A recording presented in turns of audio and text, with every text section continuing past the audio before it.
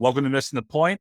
This is Michael Marcangelo along with the real BK Bob Kelly. And this week we're talking about what was, I guess, a wild week two in the NFL.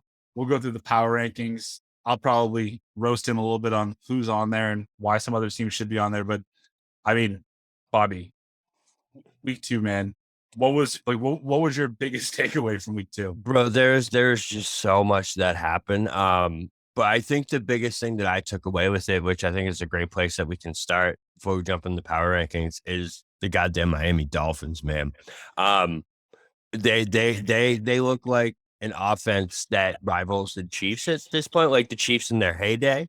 Yep. Just with the speed that they have on the outside, I don't think I've ever seen two wide receivers like Waddle and Hill just absolutely burn people left and right like they were. Like that might be the fastest wide receiver core I've ever seen in my life. That was an unbelievable 15 minutes of football. It was insane. I mean, you know how much I truly hate doing this, but I told you so. Ray, I'm talking to you. Like I told you, now it's only week two, but the the thing that jumps out the most to me about the Miami Dolphins is it allows Tua to be the quarterback that he is. It doesn't ask more of him. He now has playmakers that don't need to. He doesn't need to throw a 50-yard ball if he doesn't have to. He just needs to throw a 10-yard ball, and Tyreek Hill will do the rest of the work. And like to your point, Jalen Waddle, 11 catches, 171. Tyreek Hill, 11 catches, 190. That is absurd. Yeah, I think when people coming into the season, I think a lot of people just underestimated how good Jalen Waddle actually is. You Yeah. know what I mean? Like they were like, oh, Tyreek Hill's awesome. They're added him to like a pretty good offense. But listen, Jalen Waddle was unbelievable in his rookie year. And the things that we've seen him do over the past first 2 weeks, I guess the past in week one and then last week, bro, it's gotten to the point where like you're right, Tua doesn't have to do things, but when he does, I'll tell you what, it's a hell of a lot easier to do them when the guy's running wide open downfield. You know, when the guy's running by himself 55 yards downfield, it's a hell of a lot easier to make that throw. And that's what was happening all day long on Sunday. Yeah. It was unbelievable. And What go ahead. what's the craziest part about this is this was against the Ravens. Yeah. Like Yeah. this is a well coached, often top ranked defense, and they were down 21 points and they came roaring back to complete the comeback. And it wasn't like, I mean, Tua, I just 30, I think he went 35 of 50 for like 470 yards and six touchdowns, Yeah. two picks, and not for nothing, but Lamar, who I've always been a critic of, 21 of 29 for 318 and three touchdowns. That's Perfect passer rating, 142.6. Like that is I thought that was 153 point something. Oh, I think you're right. I think I just made that up. It was perfect. It was perfect at one point through the game. I saw it and like knew that he was perfect at one point through the game and was like, yeah, no, that must be perfect. Yeah, no matter what he finishes with, it's perfect. No, but what's great? So the Lamar, I don't see this as that much of a blemish on Baltimore as a lot of people do. I think. I think that was like a big conversation that we've been having, and like, guys, I'm sorry, but like when you are already on a backup defense and you have to be running around trying to chase Tyreek Hill and Jalen Waddle all goddamn day, guess what? Yeah. By the fourth quarter, you're gonna be toast, just done, man, just done. And it was so obvious of that. On Lamar, man, it was unbelievable to see the passer kind of evolve in him, right? Isn't that what we've got? Like he's Lamar. He was 9 of 119 on the ground for a touchdown, and that one run he had was unbelievable, right? But to see him evolve from, a running quarterback who is sometimes forced to throw to a dude who is a weapon in the passing game now. Yeah, that's what it looked like on Sunday. Yeah, I mean, I listen. The guy's already a league MVP, so I have no doubts that he can be the most valuable player on a team to get them to the playoffs. Until I'm proven wrong, though, I'm still going to stand by the fact that I don't like. As we've seen him, I don't know that for some reason what he does in the regular season does not translate to the postseason. Yeah, for whatever reason. And you can't argue that until he does it. So Right. I agree with that point 100%. But I think Lamar, based off this performance that we saw, I'm more great, more positive on Lamar than I was coming into this game. Yeah, the Ravens defense, that was a mess at the end. But again, I think by the end of the season, we're not going to be looking at this as a mess. We're going to be looking at it as like, holy shit, the Dolphins are really good. Yeah, I mean, I think already though, like to your point, this is more of a like you should be talking more about the Miami Dolphins win as opposed to the Baltimore Ravens loss. Agreed. Yeah. You know, I mean, because everything had to go right for the Dolphins, but just again, that stat line, you had two receivers were responsible for 21 catches and 360 yards. It's 4 touchdowns. It's ridiculous. Ridiculous. Any other standout games that you want to kind of go over before we get into your highly controversial rankings? That controversial. But the Cardinals game, I mean, that was just insane, man. Listen, I'm on record multiple times on this podcast of being a Cardinal hater. I'm a Cliff Kingsbury hater. It seems like the team's a mess. They're never well prepared. It kind of seems like Kyler doesn't give a shit half the times. Like he's making a comeback and he's just kind of like chilling on the bench. You're like, bro, shouldn't you be like? But anyway, I don't know. I thought I was being like proven right in that first half, man, because they looked really bad for the first 3 or for the first, how many quarters is that? 6 quarters of their season. They looked awful. And then all of a sudden they just turned it on and Kyler turned into superhuman for the second half. It was absurd, man. Absurd. I mean, again, another team that erased a 20-point deficit. They're down 20-0 at halftime. And then all of a sudden, you know, all hell breaks loose for Vegas. And you have, when you make the trade last year to get yourself a really good tight end, like the Cardinals thought that they did with Zach Ertz, this is a game that really pays off. I mean, he goes 8 for 75. Like that's what you need from him every single game, especially while Hopkins is serving his suspension. But I thought Kyler looked great in the second half. And I don't know like what his second half stats were, but to quote you or to use one of your lines, like it's the eye test. You could just tell in the second half that it would take a monumental effort to stop him from leading his team to victory, and they couldn't do it. Yeah, there's I forget what play when it was, but there was a play where he obviously did like his Kyler thing. He's running around and he completed like a 30-yard pass to AJ Green, and I was just like, is he really gonna do this? Is this really gonna happen? Then that 2-point conversion, man, was one of the most insane football plays I've literally. So you know those Madden videos that a trend sometimes where it's like I'm throwing my Madden away because someone will like go up to score a touchdown, turn it around at the 1 yard, and then run all the way back to the 1, and then go all the way and score again. And it's like, bro, that's literally what it looked like. Kind of. Have you ever seen anything? No, like that? I mean, I've never seen a 2-point conversion play take like 60 seconds only for him just to run it in himself. It was just such a creative. That was the craziest part, that he just kind of like he's running all the way around, and all of a sudden he just kind of like skedaddles into the end. He ran 45 yards to go 8. Yeah, that was wild, man. What does it say about the Raiders though?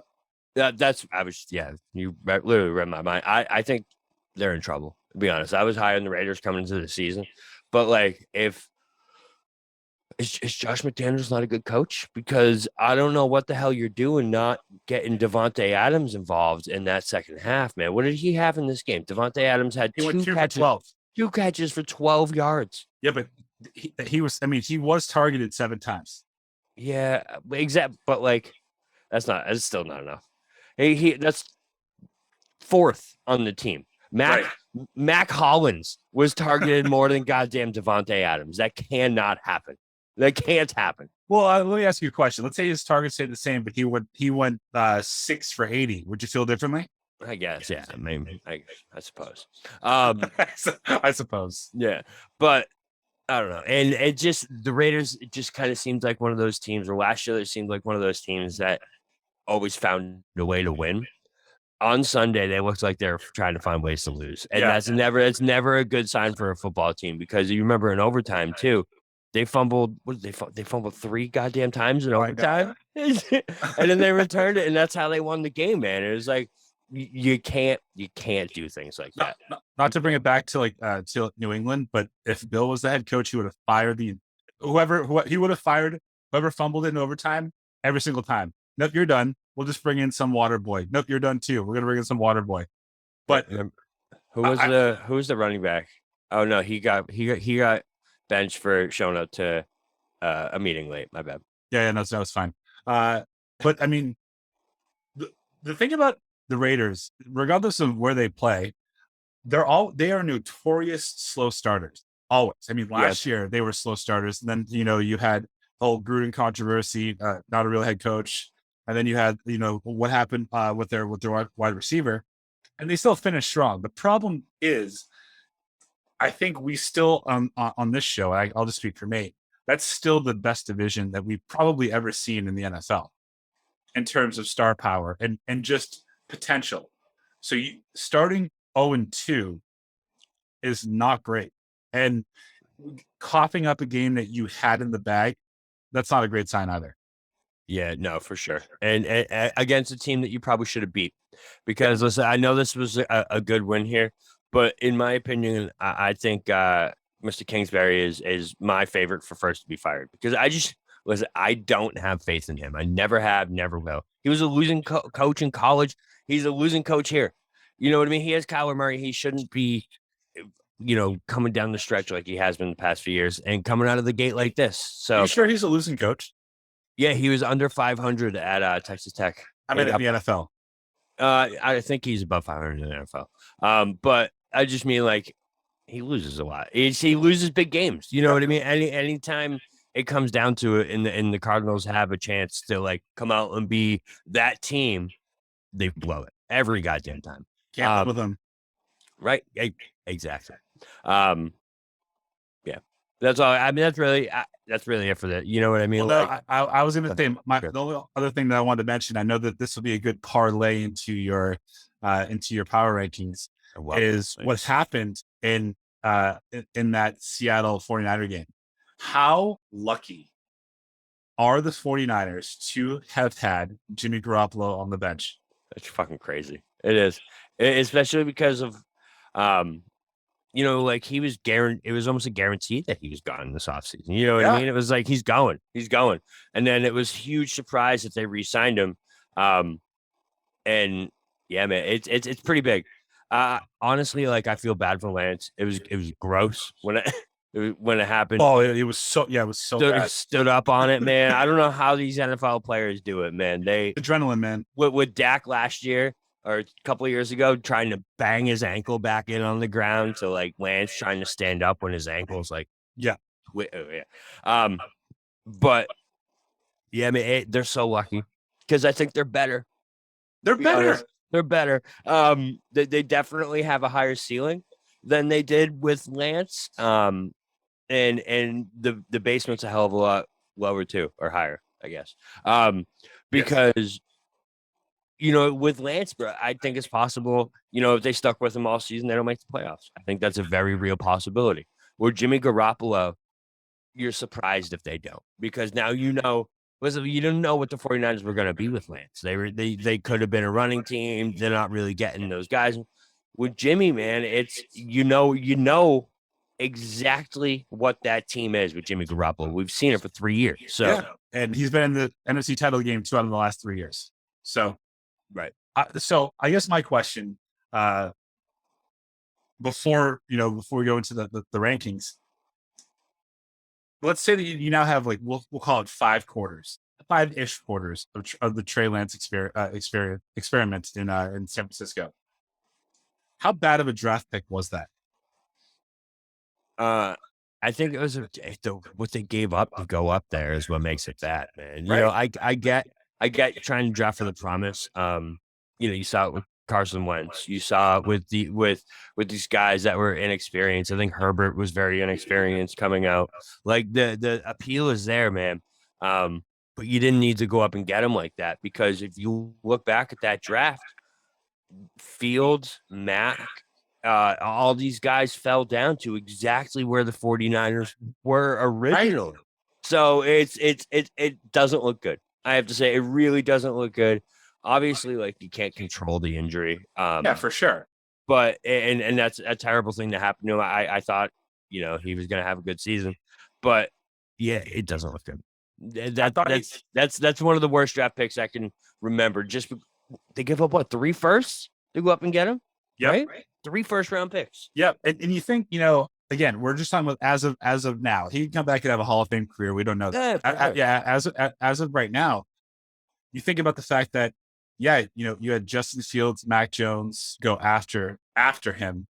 And if Trey Lance, if the worst had not happened and he did start every single game this year, he would have attempted more throws this year than any time in his life. Like, he has never been a quarterback for a full season and attempted, let's just call it 500 passes or 600 passes. Yeah. So this is going to bring up a lot of questions. And with those questions, you can only imagine the doubt that's going to be in his head now, because he's not, a traditional pocket passer. He relies a lot on his athleticism. I think that the 49ers were banking on that. And now you have to wonder, like, what's he going to be like next year? What does he come back as? Yeah.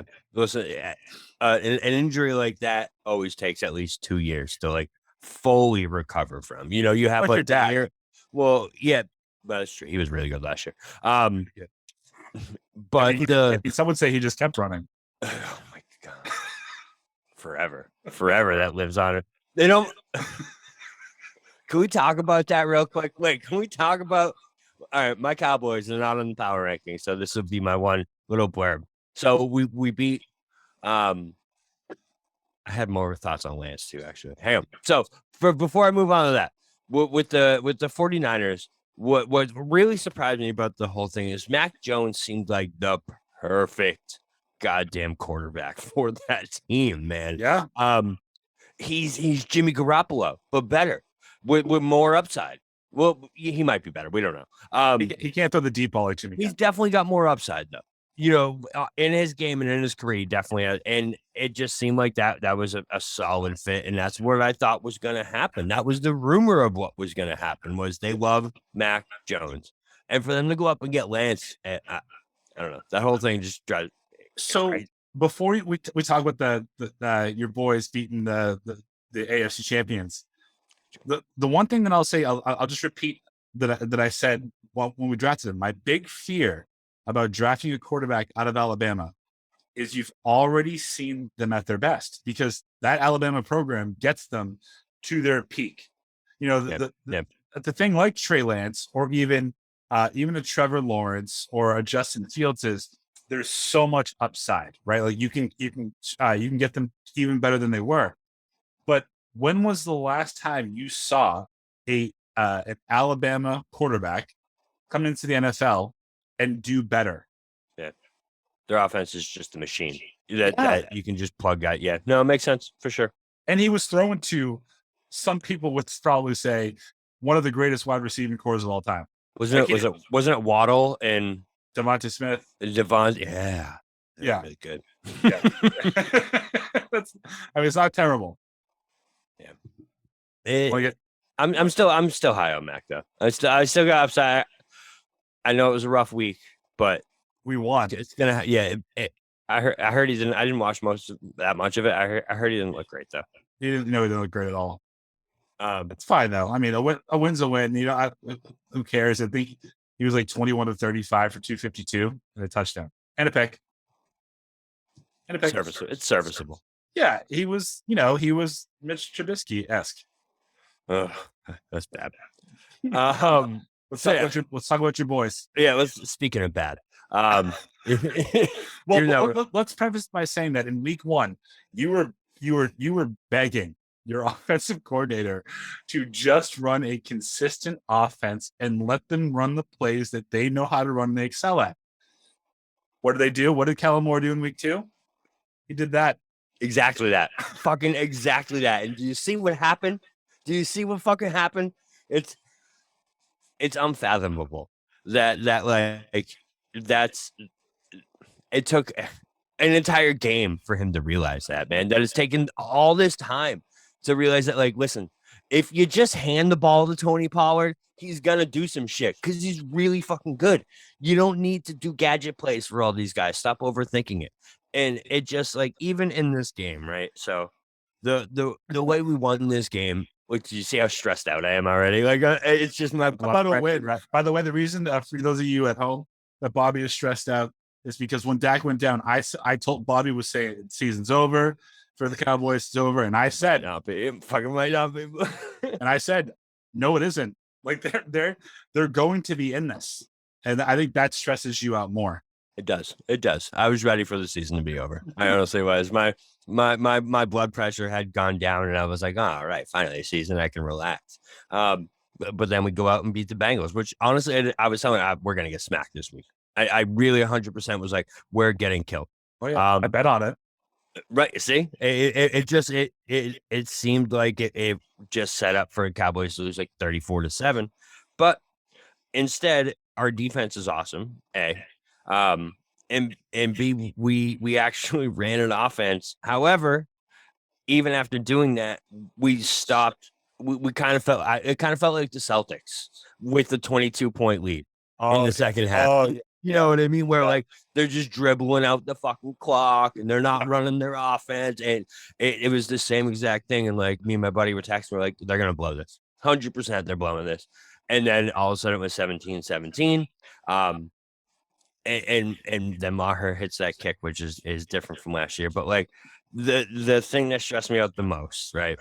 So you have this kick, and what the hell? So there's about 18. I think I forget how much time was left. There was like 18 to 16 seconds left. Yeah. And I'm like, bro, they better not run this ball. Oh, run it down. But they ran, so they do that, right? But instead of just like kneeing it or like running a draw up the middle, or like doing something simple so you can get everyone right back and like, knee the ball and kick the game-winning field goal, they run a goddamn pitch to the outside with like 7 seconds left. And, Rome was like, oh, it's okay, Cowboys fans, it's okay. And I was sitting there, I'm like, fucking, is it? Is it okay? I don't like, I swear, like, it's like they knew it was going to give us PTSD. And even in a win, they're still goddamn stressful. But hey, you're right. We're alive, man. And I don't know. 2 things. One, your defense is not great. It's really good. They might be, but don't remember, for some reason, only the Cincinnati Bengals can go out there and only pick offensive linemen in the offseason in the draft and be worse than they were last year.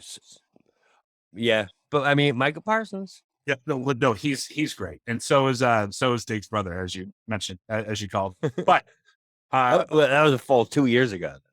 Yeah, we're cycling through it now. How much longer is Zeke the starting running back? He already shouldn't be.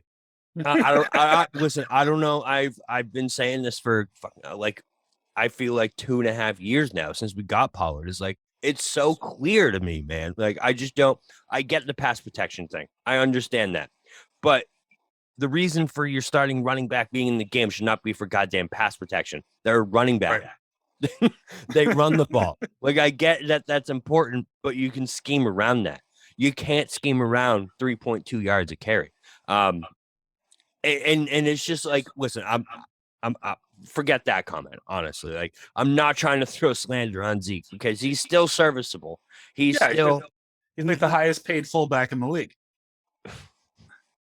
That's a little bit of slander, but Pollard's just as fast, bro. He's faster. He hits the holes harder. He runs with more purpose. He's stronger. He catches the ball better. It's just like check. What the hell are we doing here? Pollard is a north-south runner.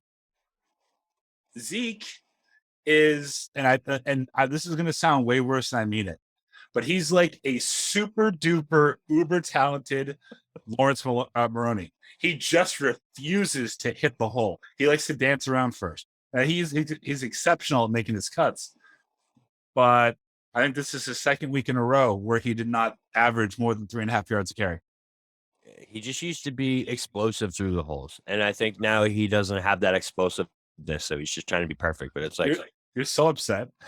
I just love Tony Pollard. I have for so long, and I just think it's absurd that we're still sitting here. So this is like the theme of my Cowboys life is like I talk about the same things for so long before they actually happen, and then when they happen, it works. And I'm like, how am I sitting on my goddamn couch telling you for 2 years what works? Yep. And you don't do it, and then it works 2 years later. And I'm like, come on. There's got to be someone that's getting paid millions of dollars that can fucking think about this better than me, guys. Yeah, it's Jerry's kid. Don't you're kind of stressful. All I'm saying is you were in 2010, you wanted to ban the clapper. And when they finally did, you were right. They went further, once Dak was healthy, they went further than they did than when they had him. They just need listen. I'm gonna peel back the onion a little bit. Let you take a peek under the covers for those of you at home. Sean Payton is the next head coach of the Dallas Cowboys, and when he gets there, you will be in the Super Bowl. Like, promise. Thank you. Assuming Brady isn't still playing quarterback in the NFC. Yeah, it's just what's so fun. Yeah, fair. What's so weird about the Garrett thing is or frustrating, not even weird, frustrating, is we had a coach who does nothing, right? And that's what pissed me off about him. It's like, bro, what do you do? Tell me what you do besides clap. That's it. Tell me what Mike McCarthy does. No, I guess now he calls plays. This past week was the first time I saw him actually doing things that was conducive to winning on a Sunday. Here's what I'll tell you, Bobby, as an outside perspective. The clapper, Jason Garrett, never won you a game. But Mike McCarthy will most certainly lose you one. And you've seen it. That's a fact. All right, let's move on to bigger and better. I thought you were going to try and make me feel better for a second. No, you were just trying to make me feel fucking worse. That's CK. Yeah, thanks, bro. Appreciate you. You're welcome. you want to go through your power rankings? Yeah. All right, 10-1. So we'll go 10-1. Let me. Yeah. I just had to exit out of it because my goddamn headphones started playing things in my ear. So I'll just before I get into it. So, this week I asked, where did that message go? You asked who should be in the number 10 spot. You asked our entire podcast. I just want to point out for those of you again listening or watching on YouTube that the other 4 members of this podcast did not give him the time of day or pay him the respect to give him an answer. Yours truly, as always, did put a lot of thought into it. Said, you know what, Detroit, they hung in there with Philly week 1, right? And they won week 2. That should be your number 10. What did Bobby do? Bobby goes, I hear you, Mike. So with a number 10 in the power rankings of the San Francisco 49ers. Listen, all right. So I had it. So my options for 10. I just want to let everyone know who was in the running here. We had Lions, the Jaguars, the Giants, the Vikings, the 49ers, the Broncos, and the Cardinals. I think they all showed definite merit in week 2 to get up into those power rankings. Okay, let me ask you. No. Let me just ask you a question. Yeah. How did the Cardinals? Okay, how did the Broncos show merit in week 2? They beat the team that you believe is quite possibly the worst fucking team that we could ever see. They have a real shot of going 0-7. So actually, by 7. Yeah, so you're right. They didn't. The Broncos definitely didn't show merit. The Broncos have merit from their talent that's on the team. Sure. All right. So you're right. The Broncos look awful the first 2 weeks of the season. So that's why they're not hearing it. But listen, I like the Lions a lot. I really do. And I put in there. I did. But the original copy of the power rankings. It's like the version that no one ever sees has the Lions on number 10. But I just looked at it. I looked at it and I was like, I'm not ready for that. I'm not I'm not ready to put him there. I'm very high in the Lions. I'm with you. I just need to see a little more. I need to see a little more than I get you hung in there with the Eagles, but that was like a lot of garbage time. And the Commanders came back on you. Carson Wentz almost came back on you. So they're getting penalized for almost. No, they're not getting penalized. They're not getting. It's just I want to make sure it's not still the Lions before that I call them a top 10. Well, they're definitely still the Lions too, but in that grouping, you had the Lions, the Jaguars. I didn't pick them. Right, but I mean, I wanted to pick Jaguars really bad, though. Really? So they deserve to be there for beating the Colts, who just I told you again, Matt Ryan, they sucks. He's got nothing. He has nothing left. And for what it's worth, like, I was rooting hard for the Jaguars in that game too. Bet them hard too. I said that they were going to blow the doors off the Colts. Didn't know it was going to be 24-0. But if you think about the fact that you those two were 2 out of the 4 teams that you were thinking to put in your top 10 in the NFL. Like, that's number 10. That's pretty wild. Yeah, it's fun. It's fun. It really is. And even the next team, the Giants. You know what I mean? The Giants being up there. Same thing. I'm not ready for them yet. It's one of those things where, like, no, that's too shallow. I can't use that reference. Well, has there ever been a worse 2-0 team besides the 2019 New England Patriots, aside from the New York Giants? I think this Giants team gives them a run for their money. The Bears of 2 years ago or last year. Yeah, I guess so. Right. That's up there. I think the Bears ended up being almost 5-0. I think 5-0. Like the Giants, like, they believe in Dayball. Like they've bought in. I don't know if Daniel Jones will ever be great, whatever. But if you can keep Saquon healthy, then you have a shot. Like, you have a real chance. They look like one of those teams that just finds a way. You know what I mean? Like, they're not gonna play good every Sunday. Guaranteed. They're gonna play like shit most Sundays. But when it comes down to it, it's gonna be like 19-16, 23-21 going into that fourth quarter, and they're always gonna be right there. So that's why they had a chance being there. But again, Daniel Jones cannot make the top 10. Can't do it. No, they kind of feel like the 2011, 2007 Giants, where they're not going to win 12 games, but you probably don't want to play them if they get into the playoffs. Yeah, I think they have a chance. I mean, in that NFC East, like, who knows what the Cowboys are going to be. Eagles are really good. We'll get to them. But, like, you never know what's going to happen in that division. So I think there's a chance. The other ones I considered the Cardinals because of the comeback, but again, I actually think they stink. I couldn't put them in there. Broncos because of the talent, and then, you know, the Vikings were chalked in going into Monday night, bro. Then Kirk Cousins just shit his pants on national TV again. You know, he is 2. It's like 2-42. In primetime games in his career or something. No, it's not that. I'm pretty sure he's 5-20. 5-20. All right, whatever. Yeah. I saw it was like, I don't know. Perfect. It's a perfect game. 2 for 42. 2 for 42. 2 for 42. Like, but okay. That was one of the worst quarterback games I've ever seen in my life. That was really bad. What did you expect? That. But there's multiple plays, man, where Jefferson was fucking running by himself, where they ran the correct play to get him open for a touch. There was one where he leaked out of the backfield on a wheel route and he was wide open. There was the play before the interception, the Slay in the end zone. He was on a slant, wide open over the middle for a touchdown. Cousin dumped it down, injected down both times, and then threw a pick the next play. Both times. It was like, dude, who else are you looking for? You know what I mean? Who else are you looking for? What's so crazy is you just mentioned like 3 times that they should have targeted Jefferson and they didn't. and he still had 12 targets in that game. I think he caught like 6 for 48.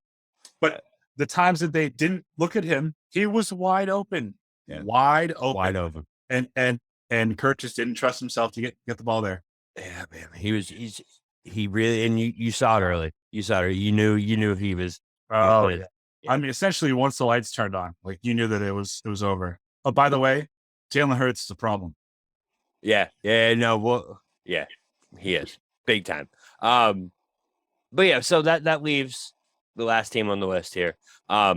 It just with the past pedigree, taking that into account with Jimmy coming back, man, it just it took a team that I thought had really high ceiling on the year with Lance, that what could be, into a team that went to an NFC Championship game last year, knocked my Cowboys out of the playoffs, and probably could have and should have gone to they had the Rams number all last year. So like they even had the Super Bowl champions number last year with Jimmy G. So it seemed right putting them at number 10. And like I set the one with the Lions, right?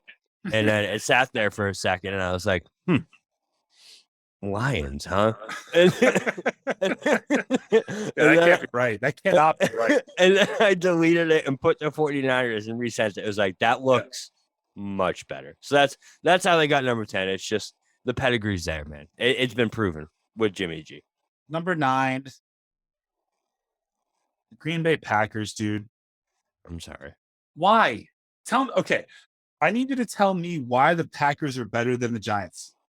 Aside from how fucking ridiculous that statement sounds, this year, how are they better? Bro.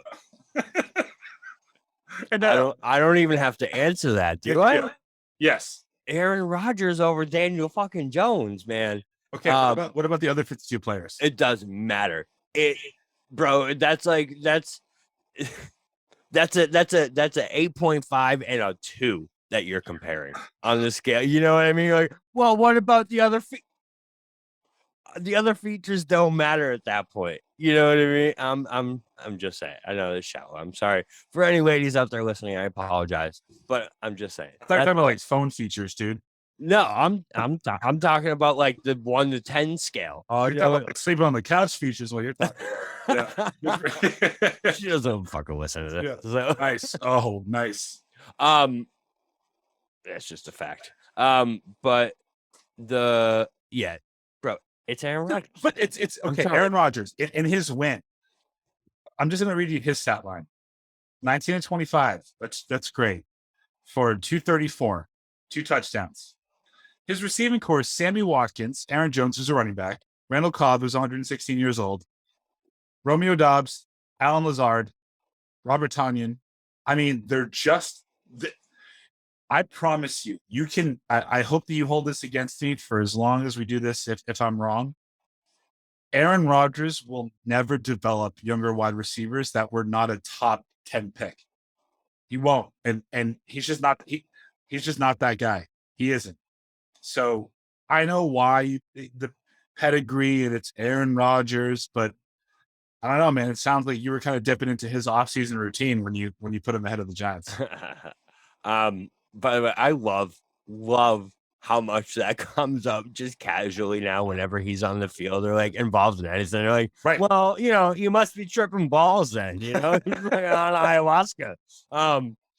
But it really is just the Aaron Rodgers pedigree, man. And the fact that he's not playing his best ball and he hasn't developed this core yet and he's not throwing 4 touchdowns and they still can look that good because they look pretty good. And Aaron Jones and AJ Dillon are a problem. So it just watching that game on Sunday, it felt like the Packers were back, and just based off the other teams that I was picking between, they had that up of Aaron Rodgers over all of them. So okay, all right. So we have number 10 49ers, number 9 Green Bay Packers. Who's in your number 8 slot? So I feel like this could be controversial. I'm not really sure. But I have the Ravens at number 8. I'm not racking them as much as everyone was for this past week. It was we already said it. That's one of the vastest and most skilled wide receiver cores I've ever seen put together in my life. Even as you go down the list, like Chase Edmonds coming out of the backfield, like there's so many different weapons on that offense in Miami. And they still have Lamar Jackson, man. I think this is a Lamar season. I think we saw that in week 2, and I don't think that you're going to see another game where they give up a 35-14 lead. I think that that's definitely something that's like an anomaly in the season, and they're not going to be that team. They've too good of a coach, too good of a quarterback, and good weapons on offense. So I'm high on the Ravens. If Lamar can be Lamar and stay healthy, I think a top 3 MVP is like chalk at this point. I think it's almost guaranteed. If Lamar's healthy for all the games, he's top 3 MVP.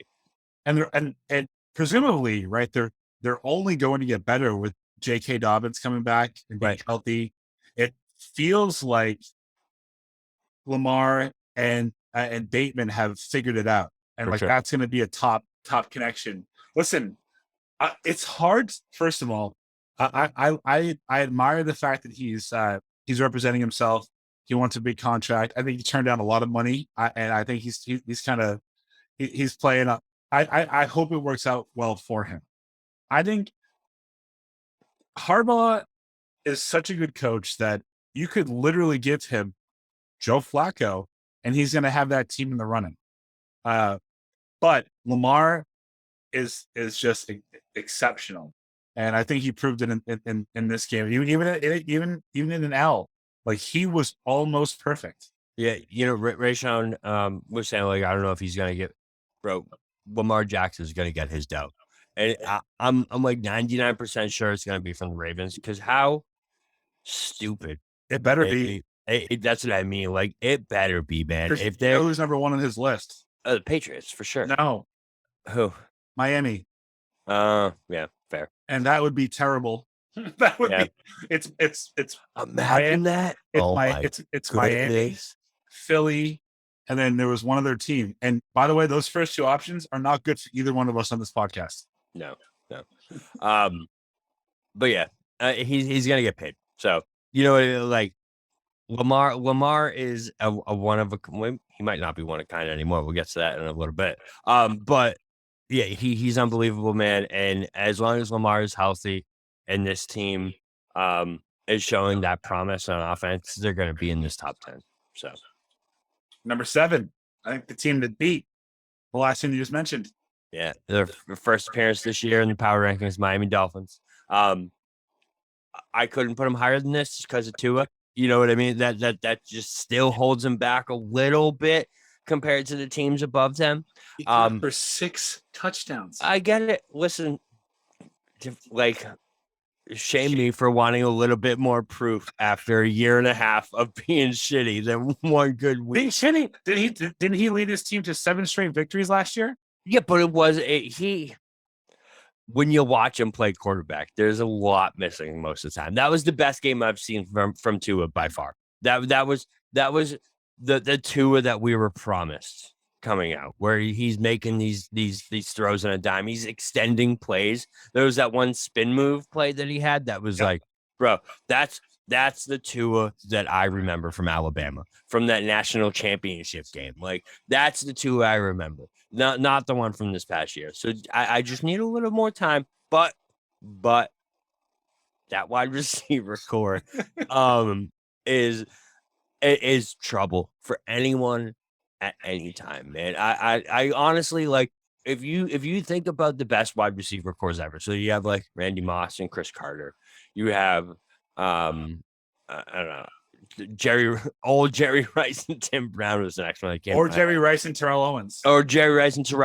Right? Randy Moss and Wes Welker. I'm gonna put that up there. They're one of them. Yeah, they were really good that year. I mean, almost perfect. You just, that's fair. You just you just go down the list, man.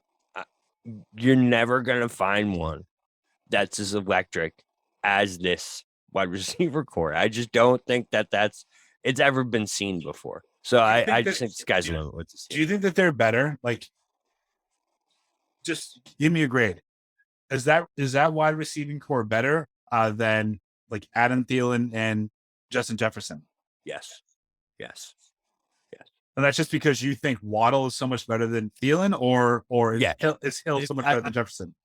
I think that you have two Justin Jeffersons on the team instead of, a lot of teams have a 1 and a 2. The Yep. Miami Dolphins have two legitimate number 1 wide receivers who can take the top off at any time, and they are always open. So there's, you know what I mean? The ball, there's plenty of passes to go around because they're each catching 7-8 balls a game. It's not like one's getting 12 and the other's getting, like, if this is the Miami offense that we saw in that second half. Yeah, we're fucked. Yeah. The AFC East the AFC East is a dogfight, man, between those 6. But yeah. All right. I have one more objection that I'm gonna make, but I'm not gonna make it until you mention the team that I feel should be below them. Okay, fair. So number 6, this is really just because of they took one of the best teams in the league to the wire on Thursday night. And in week 1, they look good against the Raiders, and they have all this hype coming into the season. They have Justin Herbert, a lot of weapons on that team, and a good defense is Los Angeles Chargers. I know that, they lost that game Thursday night, but who was the tight end? I can't remember his name right now. But tight end getting tired and wanting to come off the field. Next play, Gerald Everett. Gerald Everett, yes, Gerald Everett dogs it. And that's when the pick 6 happens. That play doesn't happen, man. That's a whole different ball game. The Chargers tie that game up. So I think the Chargers are right there. I still think they have a little bit to prove just because they've kind of been this team that's done that every year, and that kind of peaked its head, but they're still in here for now. I mean, that pick, a 99-yard return for a touchdown. Yeah. Pretty incredible. Listen, on paper, that defense is a problem. Yeah. I mean, by the way, this isn't like a Patriot hater thing in case that comes about. I said it when he was here. I don't know that J.C. Jackson is a number 1 quarter. I just don't know. I don't think he is. He got paid like one, good for him. But I really love Asante Samuel Jr. I think that team with Khalil Mack, Van Noy, Bosa, like that's a great, that should be a great defense. We always talk about, like, you can't win championships on paper. The Rams proved that wrong last year, so you can. But yeah, I don't have a problem with this pick. And what's big for the Chargers, I think the biggest thing about everything they did, right, is that Khalil Mack looks like Khalil Mack. It'd be one thing if you got like what everyone thought was a worn down version of Khalil Mack, whatever. He looks awesome the first 2 games of the season. I think he's 2 in the league in sacks. I think he has like 2.5 or 3 sacks already this season. So if Khalil keeps doing that, and you have Joey Bosa off the other corner, man, and Derwin James in the safety, you know what I mean? Like in January, which is when it really matters, that's going to be a really hard defense to move the ball on. Oh yeah. Like really hard.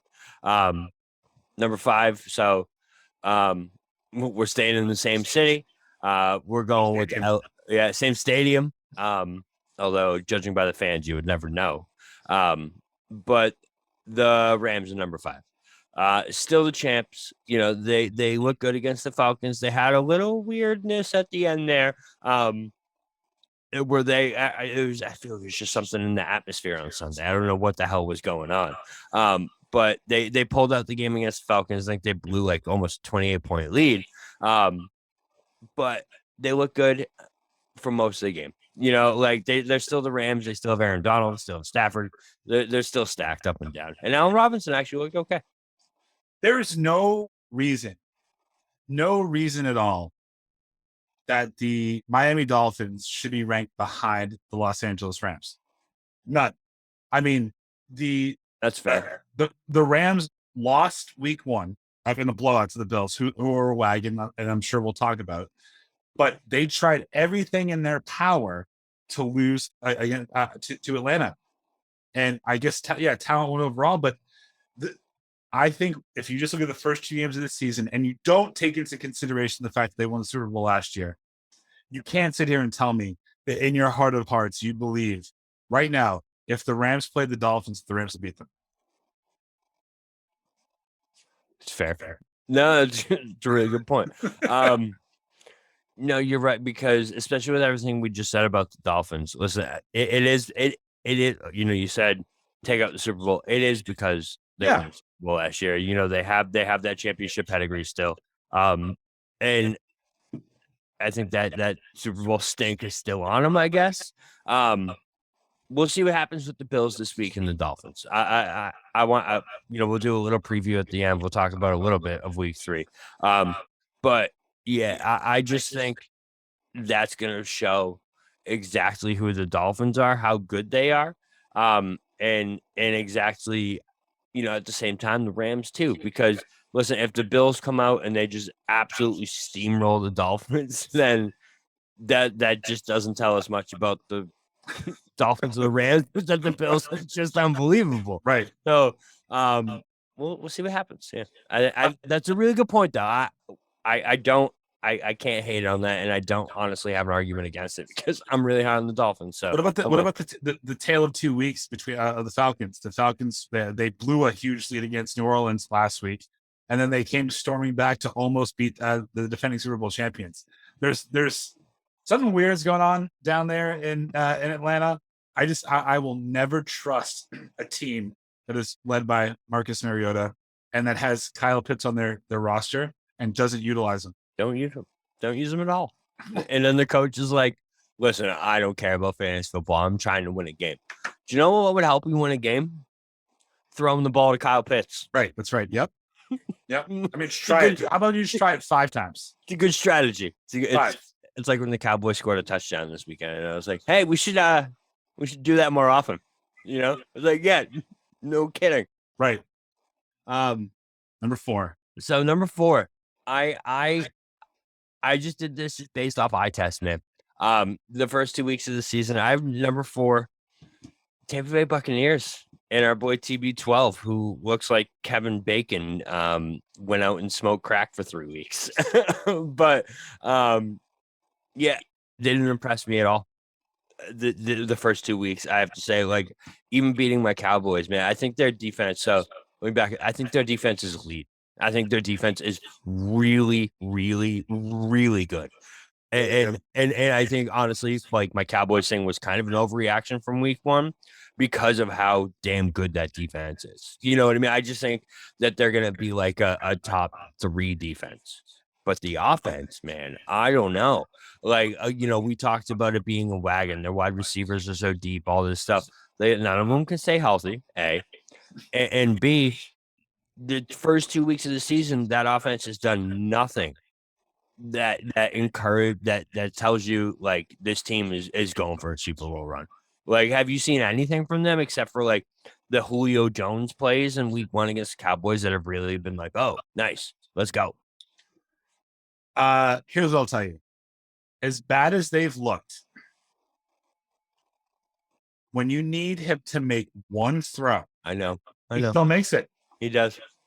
It's like, it's stupid how he by the way, he's going to make Cole Beasley a Pro Bowler this year. Oh, I'm so mad they got him. I mean, he's going to do that. And that fits his model. Yes, their offense looks bad. Their defense looks exceptional. I think that's going to probably level off at some point in time. But for all those people out there that are saying, this is the cliff. Maybe it is. We heard that 10 years ago. Maybe it is. When you need him to make a 30-yard dart. Yes, bro. That throw was that to Perryman? Was that to Perryman? And bro, that was one of the best throws on Sunday. Right. Like it was. You're right. No, you're 100% right.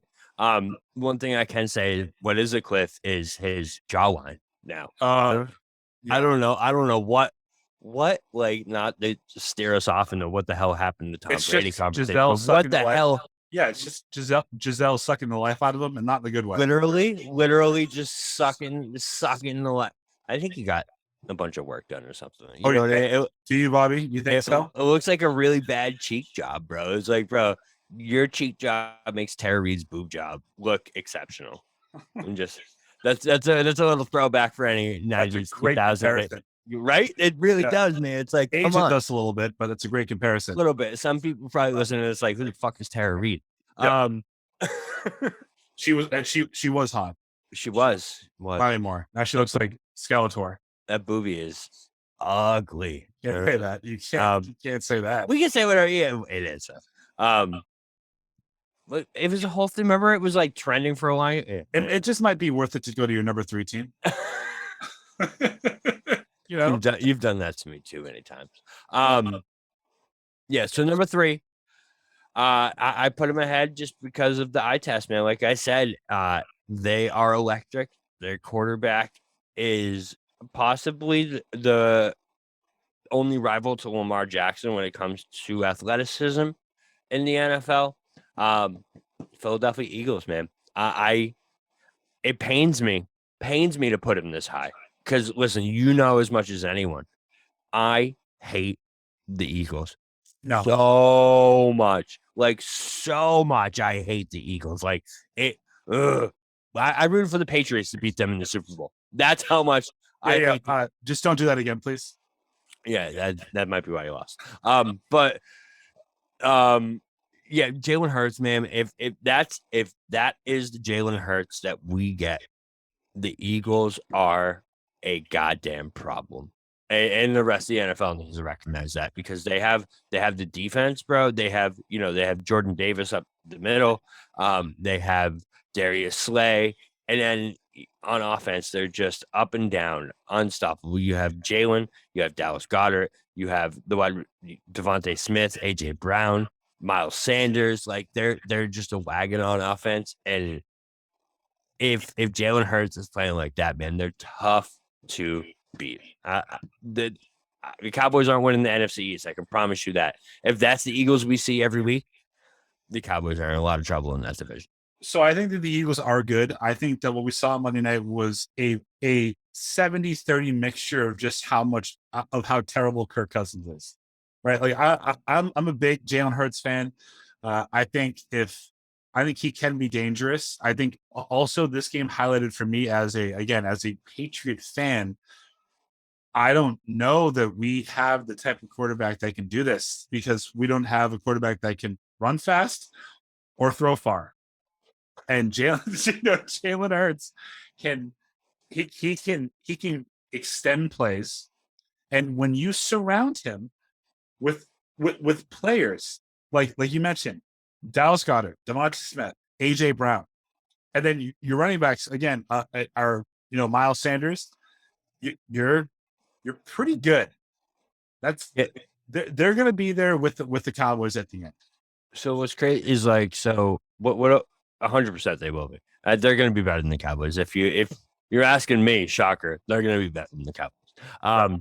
Because listen, when it's still so 2 things. It's crazy to me that NFL teams can look at what wins, right, and look at how teams get successful, and still not think that surrounding your quarterback with the best possible weapons that you can possibly afford is not a great idea. It blows my mind that people think that they can take an Amari Cooper, just for some random example, trade him for a 5th round pick and not replace him, and it's going to be okay. For a team to lose Tom Brady and think that you can replace him with a Cam Newton, or the Packers cannot have Devontae Adams and it'd be okay. Like it just blows my mind. And when you see a guy like AJ Brown go from the Titans, who were the 1 seed, and go to the Eagles and turn them into a juggernaut offense all of a sudden. And now that the Titans can barely goddamn move the ball, is like, guys, what more do you need to see that when you want to win and you want to do these things, you gotta go get guys for your quarterback, because it gives them so much more confidence in like what they're doing and how they run the offense. They don't have to think about who's outside, who's doing this, who's doing that. No, it's goddamn AJ Brown running over the top. I'm just going to throw it 80 yards and he's going to catch it. Cool. Like it's such a different mindset, man. And our two teams specifically go through this, and it's just like, man. No, you've always. I mean, your team's always done a pretty good job of developing skill position players. Yeah, you've been in skill position hell for years. Well, yeah, maybe. But what I would say is that when the wells run dry up here in New England, he just goes out and spends $100 million on 4 75s instead of 100. You know what I mean? Yeah. Like he would rather spend whatever. I don't want to turn that into this, but all I know is that those people that say that Devonta Smith is not big enough for the NFL, he's not going to transition well. I will just say 7 catches on 7 targets for 80 yards. And he's your second option on that team. Maybe maybe your second or third, because Goddard's their number third. 1. Yeah, I think AJ Brown. I think great talent there. So that is one of the best wide receiving, or I would say pass catching groups in the league. Yeah, for sure, man. And it's so we'll move on to number 2 in a second here. But with the Hurts thing, man, I just think it's so hard to judge a quarterback, right? When you surround him, I think his wide receivers last year were like Jalen Reagor and Quez Watkins, or two. Reagor over Jefferson. Yeah, that's still crazy. And then traded in the Vikings. But it's so crazy that like you sit here and like try and judge a quarterback on this, right? And then when you see what they look like when you give them studs, right? It's night and day, man. And it's so evident by this team. But yeah, anyways, Eagles are number 3 just because of that upside. Like I said, the offense and Hurts looking like this with weapons around him is a different quarterback than when he was throwing to no one, in my opinion. So, oh yeah. 2, these top 2 teams are probably going to remain the same for a long time. I mean, I guess we'll see what happens this week with the Bills. But number 2 is the Kansas City Chiefs. They look good on Thursday against the Chargers. I mean, what the hell else can you say? You know what I mean? Like Patrick Mahomes, bro. It comes down to that, and like everything literally the last 5 minutes of this podcast don't matter when it comes to Patrick Mahomes. Oh, you think that you can like go with Tyreek Hill and you can still be 2-0? Yeah, no, we can. That's fine. We're good. It's fine. We'll just bring in Valdez Scantling and Juju Smith. And and Sky Moore and like and they're like, yeah, no, we're fine. We're gonna win 49-14 week 1 and then beat the team with the most upside in the NFL in week 2. Yeah. I don't even know what to say about them. You don't need to, you know what I mean? It's like, bro, they're unbelievable. They really are. And then number 1, of course, the wagon that is the goddamn Buffalo Bills. They came out and waxed the former number 1 seed Tennessee Titans. What was it 40? Was it 49-7? 41-7. 41-7. Oh yeah. That game was over so fast, man. So fast. Josh Allen is unbelievable. Is he the best quarterback in the NFL right now? No. Are you sure? No. I feel like he's the hardest to stop. Gun to your head, would you pick him over Mahomes? Right. I just think it's Mahomes' league until it isn't. Yeah, you're probably right. It's close. It's a tough decision. Yeah. Yeah. I would consider it. But if it's one game to win, I guess I would still take Mahomes. Yeah. But that's 1-2, right? Those are the 2 guys, man. Yeah. Josh Allen, the thing that kills that is a little more scary with Josh Allen and how good he is, man, is how big he is. When he's running downhill, it's like a goddamn linebacker, right? Like you can see it in the defense where they're like, oh shit. Yeah. Like he never gets tackled backwards. I've never ever seen him get like hit back. It's always going forward. He always picks up. So I was going to tell you the reason why I would always pick Mahomes over him so far was because there was one time in this game where Josh Allen was under pressure, and he looked like he was going to be taken down, And every quarterback in the league knows to just fall and keep and keep the ball under control, and he just tosses it. That's what he does. No, you're right. You're right. Yeah, I literally knew exactly where, because he does like that fucking that shit. Yeah. Yeah, he's right. He's like Brett Favre without the dick pics. Yeah, and He's without better. without the highway or the grand larceny. Yeah. But the Pills they're a fucking wagon. Yeah. They are a wagon. And let me tell you, as a fan of a team that is in the same division, it has become very apparent that it is the Bills division until they don't want it to be anymore. Yeah. Because they beat the bag off of the Super Bowl champions.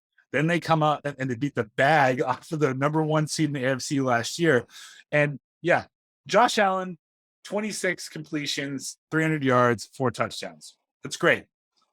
The real problem, though, is that who he's going to throw to. Yeah. I know who he's going to throw to. Stevie Wonder knows who he's going to throw to. We all know. They threw to Stephon Diggs 15 times out of his 38 attempts. 12 completions, 148 yards, 3 touchdowns. It's unbelievable. You can't do that. You can't do that. Yeah, man. Listen, there's a reason why I called him Stephon Diggs' brother, because he's just that goddamn good, man. It's like, the craziest part about all this is like their number 2, Gabriel Davis, was out for this game. He wasn't even in there, man. And they just gave Diggs all of his all the time, just every target that goes to Davis. Yeah, but like they even bringing up Isaiah McKenzie's pretty good.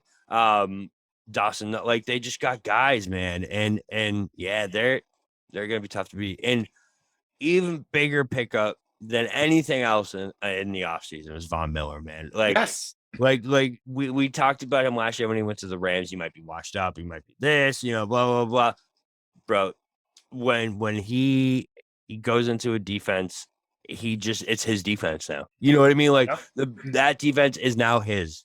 So we'll see what happens going forward. But I just think with that defense playing like they are, and having a guy like Bond coming off the outside, and then they're tough to beat, man.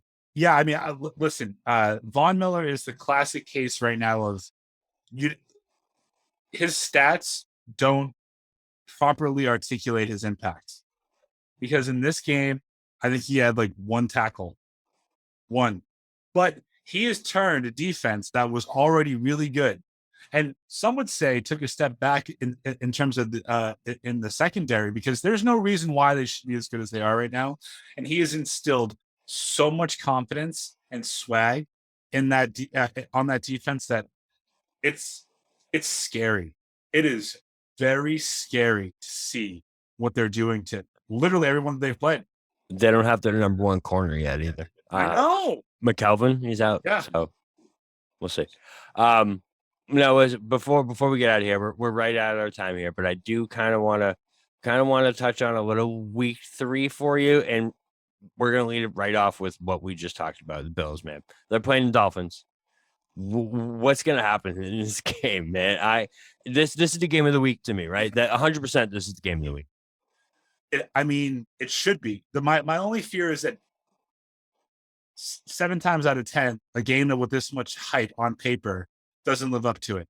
I mean, Tua is like 60 of 80 for 740 yards, 7 touchdowns this year. But Tyreek Hill, I mean, already has almost 300 yards receiving. This is going to be the test of that Bills defense. If they can contain Waddle and Hill, they're going to win this game. Yeah, I mean, that's it. That is the answer right there. If they don't, though, if you see a similar stat line for those two as you saw in Baltimore, it would be really hard for me to pick the Bills. Yeah. So I think, in my hot take, if the Bills beat the Dolphins in this game, don't. I think 17-0 is very obtainable for them, man. And I'm very serious about that. Listen, if they can go in to Miami, right, with backup defensive backs, literally their backups, I think it's going to be 2 rookies. Yeah, It sounds exactly like what we talked about against LA. But rookies against these two wide receivers and somehow come out of there with a win. You look at their schedule. I don't know who the hell is going to beat them. So if they can win this game, that's on the table. Here's the table. In week three. Here's the thing. There's a lot of shit, like a lot of disrespect being put on the Dolphins name right now because they are 6-point underdogs at home. It's crazy. Yeah. After doing what they've done so far this year. I mean, that should be the game of the week. Yeah, that is a big spread for that, huh? It doesn't make any sense. But again, last time you and I were on, what the fuck does Vegas know? Vegas knows, man. Vegas knows. And then the only other one I want to talk about is the most surprising, fun game of the week. And that's the Chargers versus the Jags, man. Stop. If it's not gonna be fun, no. It's gonna be fun, I'm telling you. No, the Chargers are gonna blow the doors off of the Jaguars. It's Bobby, you can bank on it right now. This game will be over at halftime. Okay. I promise. Okay. Because the fun game that you should be in your mind, because it's the last time you're going to see it. You should really relish the fact that it's 4:25 p.m. You get to watch Tom Brady beat the shit out of Aaron Rodgers one more time. One more time. Yeah, if that's going to happen, their offense is going to need to score more than 6 points. Are you sure? Yeah, well, maybe you're right. Maybe Brady just needs to make 3 throws. And then they'll be dimes. They will be out, and it'll be the Cole Beasley. He's gonna. I mean, the guys that go off. Pick him up in fantasy. So actually, I was gonna mention that earlier. Cole Beasley scoring a touchdown this week. Of course he is. Bet on that shit. On that shit. Cole Beasley is scoring a touchdown this week. Tom Brady will fucking make sure of that. Oh yeah, 100%. Last game. Well, actually, who you guys got this week? We have the Ravens, buddy. Coming off of a 21 guys might be in trouble this week. Some would say that we're probably never going to see a more determined Ravens team want to beat than this week.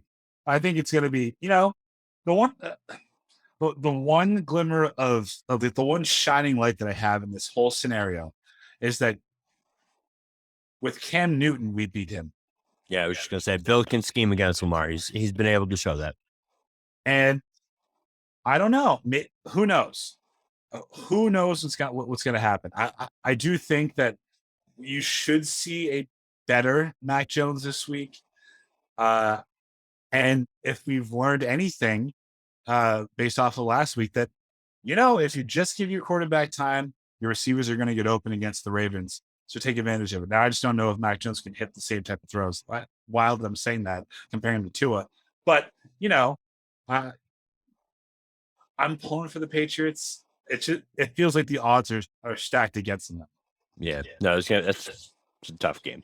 It's going to be a tough one. Who do you have this week, Bobby? We're Monday night, man, against those 2-0 New York Giants. We are 3-point underdogs. No, you're 1 point underdogs. It was 3 last time I checked. It's down to 1 now. Yeah. So basically, you're 2-point favorites because the Giants are home. To be underdogs to Daniel Jones at any point, home, away, on the moon, doesn't matter. It's still just crazy to me that that's actually a thing. It's not Dak. It's like Cooper Rush. I know it's Cooper. Yeah, no, I get it. I don't know. Maybe we had did you see my maybe we had our Tom Brady moment this past week. Who knows with Cooper Rush? Was it? That's throwing a lot of shade on Bledsoe, but it is throwing a lot of shade on Bledsoe. And even more shade on Tom Brady compared to the fucking Cooper Rush. But I don't know about that yet, but yeah, no, I like Cooper. I like the way he runs the offense, and if we win this game, by the way, you're going to win this game. I know, and I guess we're back in it. As reluctant as I am to admit it, like, if Dak's coming back so that we're in the streets week 4, week 5, if that's actually a thing, yeah, what the hell? I guess the season's not over. You're right. You're gonna. Like, I told you, if you're 2-3 or 3-3 when he comes back, this is not like nothing would have changed ever. Like you're just where you are, where you would have been the entire time. Just believe in your Cowboys, Bobby. Believe in them. The hell did I just go through that like 4-day span for them? It's because you don't get that from being a Red Sox fan anymore. So you had to find something else, and now the Cowboys are your team. Fair. Well, for the real BK Bob Kelly, this is Michael Marcangelo saying thank you so much for listening to Missing the Point. We'll talk to you next week.